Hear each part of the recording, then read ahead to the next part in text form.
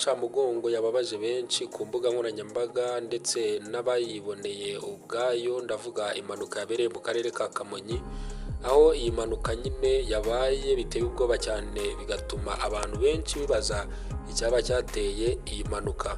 Amakuru aravuga ko mu karere ka Kamonyi ahazwi nko ku Ruyenzi habereye impanuka ikomeye y'ikamyo yo mu bwoko bwa hoho yagonze izindi modoka 5, abantu 2 bahitaba Imana naho 11 barakomereka, barimo 2 bakomeretse bikomeye.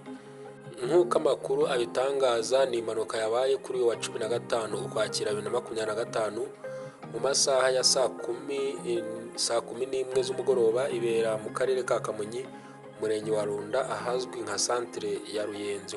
Umuvugizi wa polisi mu ntara y'Amajyepfo CP Kamanzi Hassan yabwiye itangazamakuru ko iyi kamyo ya hoho yari ipakiye umucanga maze imanutse ahitwa Igihara yerekeza ku Ruyenzi mu isantere igonga imodoka 5, abantu 11 barimo 2 bahise bapfa. CP Kamanzi yakomeje avuga ko abakomeretse cyane 2 boherejwe ku bitaro bya Kaminuza ya Kigali bya CHK, mu gihe abandi bajyanywe ku yandi mavuriro harimo ibya La Frontiere n'irya UB Caritas, ndetse abandi bajyanwa ku bigo nderabuzima bitandukanye.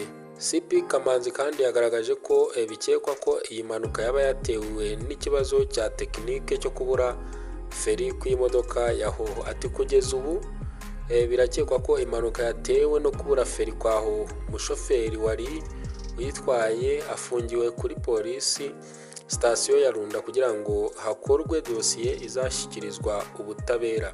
CP Kamanzi yaboneyeho umwanya wo kwihanganisha imiryango yose y'ababuze ababo mu izina rya polisi y'igihugu, inifuriza abakomeretse bose gukira vuba. Merewe neza. Mwari muvuye hehe? Muhanga. Ni kamyo uko bigaragara yipakiye umucanga, inzira yo kugira ngo ibageze hano mujya Igihara kugira ngo mukatire hano byagenze bite? Yari yabuze feri. Yego, byatangiye kare se bigaragara ko yabuze feri cyangwa feri mwabonye ko abuze feri mugeze hano? Oya, byatangiye ari mu kamanuka, hagati mu kamanuka. Yego, mwaje gukatira hano, izi modoka zagonzwe n'iyi modoka ya hoho, hari abantu bari barimo? Bari barimo zaziparitse. Yego, kugeza ubu ngubu rero hari umuntu waba wakomeretse muri iyi mpanuka?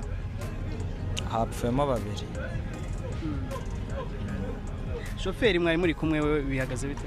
Shoferi ari kwa muganga. Ari kwa muganga.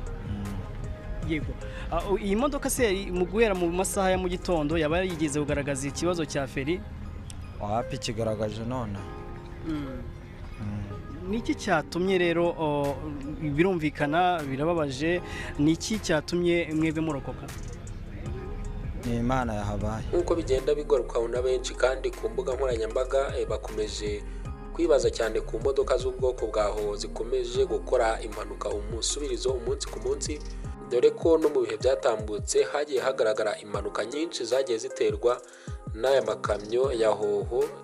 By'umwihariko muri uyu mwaka abenshi bakurikirana iby'imbuga nkoranyambaga ndetse n'umuhanda bakomeje kuvuga ko izi modoka zikomeje gukora impanuka cyane, ku buryo hari n'abazibonera mu nzira cyangwa se abazibona zigenda mu muhanda bagahunga.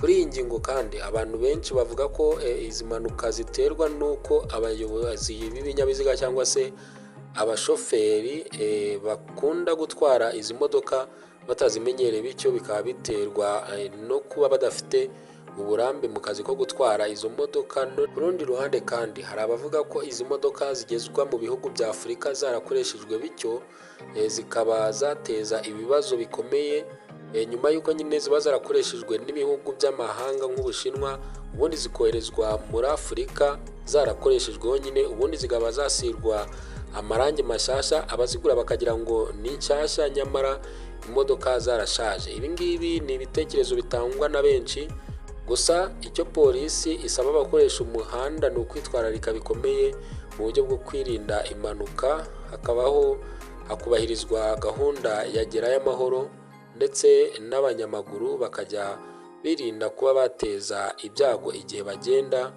mu muhanda. Ngayo nguko ibyari byerekeranye n'impanuka yabereye mu karere ka Kamonyi yavugishije benshi, yababaje benshi ndetse yarijije benshi.